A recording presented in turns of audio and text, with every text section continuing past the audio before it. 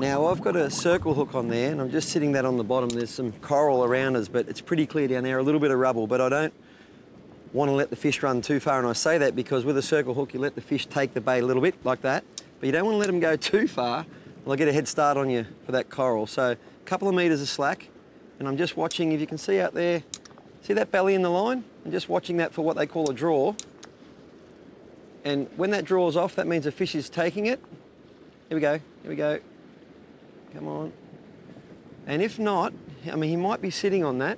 I'll just lift gently and see what's happening. Just lift gently. Yeah, there's a bit of weight. There you go. Circle hook. That's exactly how a circle hook works.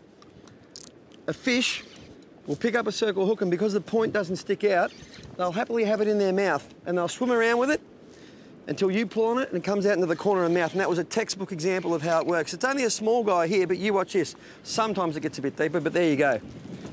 Textbook circle hook. Slow down, fella. I'm gonna let you go. He's undersized. Come on, here we go, here we go. All right, here we go. There you go. Right in the corner of the mouth. So it facilitates easy release. Good for the fish and easy to use. It's pretty much set and forget. You know, you don't have to sit there trying to jag the hook. You saw what I did. A beautiful small ball chin groper, the darker colour there, the ball chin underneath, and we'll try and upsize. Pete's next fish was a small spangled emperor, and I gave him a bit of a ribbing based on the monster I caught last episode. I told him it was lucky we weren't here yesterday, as it may have not have been born yet. But that's Pete's line. He used it on me for the small Spanish that I'd caught. Okay, I've broken out the lighter gear here, and as often as the way, the light line gets the bigger fish because they get weary, and this guy here, I'm at a stalemate. Look, there's definitely a fish on there. It's a heavy fish. Peter, you come around here for a second, mate. Do you expect to get a good number of these ball chin when you're fishing out in a spot like this? Oh yeah, they're always on some of these moorings and hanging around near the coral, so. We've sort of, the boat's swinging on the anchor, and at the moment we've swung out into the sand, so I've got a good chance of getting him. Yeah. Oh, just slugging away down deep. Oh. Just gonna lift him up. Yeah, easier said than done. Get him away from that coral and you're laughing.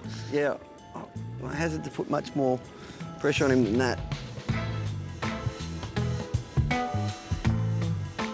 I don't know what to do. I can't. Does he know he's hooked yet? I don't know if I can put much more pressure on him, mate. I don't want to get too close to that reef. He's got me on the reef. Oh, what am I going to do now? He might come out if I'm lucky. Pete's laughing at me. Look, that's what I get for breaking out the light tackle. All right, he's coming out the reef. Oh, give him heaps. Thank goodness for that.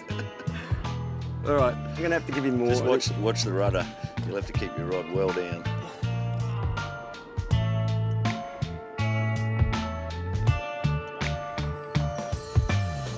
What is it? It's a parody. A parody? Ah, yes. Surf parody. Look at that. Ah, there you go. So that's what I was saying about the variety here. Another reef-dwelling species, and look at the beautiful colours in that fish there. A lot of species of parrotfish here on the Abrolhos Islands, Peter, I believe. Oh, there's heaps of parodies. These ones work the shallows, so you often see them in less than 6 inches of water, just chewing on the coral. And in the surf too, I believe. It's a surf parody, it is yeah, a surf. and they're reasonably common, yeah. And they're really good eating. Which is very fitting because just over the sand there on the other side is the surf, so these guys dwell around the sand edges like that. That's a beautiful fish, mate, unreal.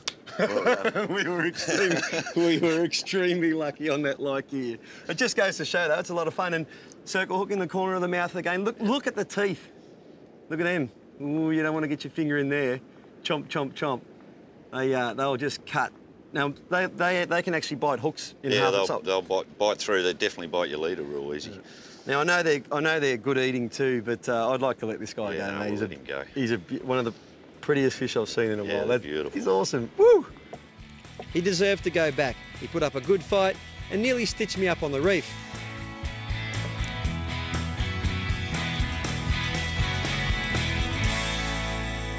Yeah, lots of good fun here, but even in paradise, sometimes you've got to pull out every trick in the book, which leads me to this. The terms we've been speaking about: polaroiding, burley, barbless hooks, circle hooks, unweighted baits, all those terms you need to know as an angler, you can find here in our book.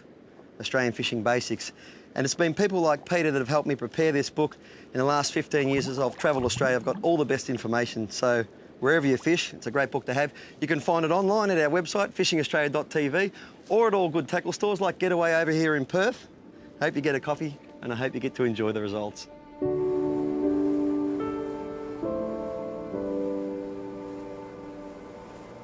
The ocean is so alive out here, both above and below the water. And one industry that has boomed has been lobster fishing. There's 122 islands that make up the Abrolhos Island group, and only about 20 have been built on, mainly for fishing, pearl and lobster industries. And it's a spot to base themselves while they're away from the mainland, sometimes for months at a time. As much as I love fishing late into the day, you can't leave it too late here. You need some sun on the water so you can see where you're going. I mean, this place is famous for shipwrecks, and we don't want to be one of them. And these reefs through here, a lot of them are uncharted. So Pete's using his chart a little bit, but he's also watching this water. See those dark shapes there? That's reef. We're drawing about 1.3 metres of water. If we hit that reef, we're stuck in big trouble. Over there is Little Pigeon Island. Behind that, Alcatraz. We're at the northern part of the Abrolhos group, all part of our adventure. But getting through here is tricky. We'll be okay. It's just all part of the fun. I'm really enjoying this. Look at that marker there. The cray fishermen have just popped up a marker. It's not really telling you to go left or right. We can't come through here in the dark. During the lobster season, these islands run like small towns. The whole family can come out, as some even have schools. They're all systems go, lots of work, and I bet a lot of fun too. But as you can see today, this place is deserted, but it's incredible to see. Pete tells me though that inside these shacks, there's plenty of mod cons.